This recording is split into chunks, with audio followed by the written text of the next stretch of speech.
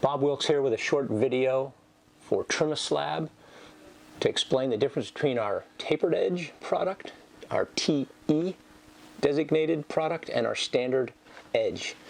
Here you see two examples. This is our standard edge. It is designed primarily for these rounded edge slabs, which you will find on driveways, sidewalks,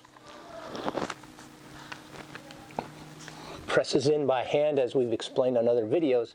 As you can see, this top crown is designed to span across these two edges, from the radius edge to the radius edge, pretty much filling up this space on top and creating a sort of an arch of thick material that's going to take the load of pedestrians and wheeled traffic. Our tapered edge is more, well, it's got a couple of different uses. First of all, you can still use it in these applications, and some people just like the way this looks better. It'll go in the same way, and you can see kind of the difference in these two styles. There'll be a slight gaps on either side of the standard edge. The tapered edge is pretty well flush, although it is substantially wider.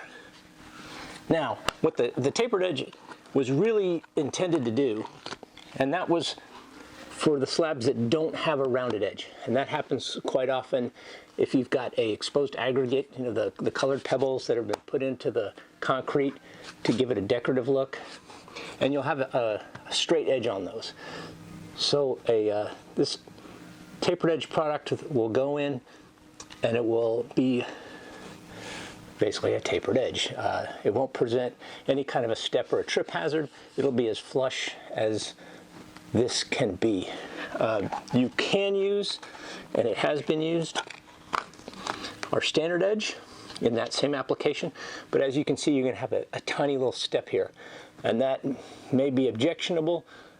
So if that is the case, I'd say go with your tapered edge product. This is really good around pool decks and things like that, where you want it to be as smooth as possible. Hopefully that answers all your questions on tapered edge versus standard edge. If not, give us a call, shoot us an email. We'd be glad to clarify it further.